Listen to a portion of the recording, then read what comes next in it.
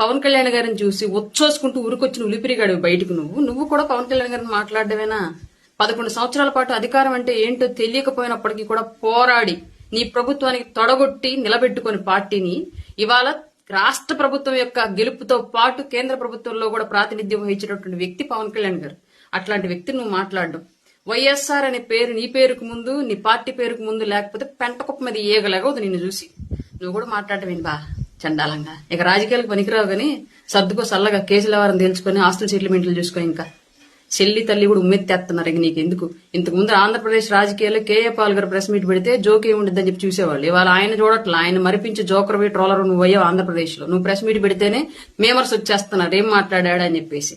అట్లాంటి సిచ్యువేషన్ అయిపోయింది నీది. నువ్వు పెద్ద నాయకుడివి, కర్మగాలి. ఆంధ్రప్రదేశ్ దరిద్రం కొద్ది ఏదో ఒక్కసారి ముఖ్యమంత్రి అయినంత మాత్రం నువ్వు పెద్ద దేశకి నేతలాగా నువ్వు ఫీల్ అయిపోయి మాట్లాడడం మేమందరం ఎర్రపప్పల్లా వింటాం. మా కర్మ.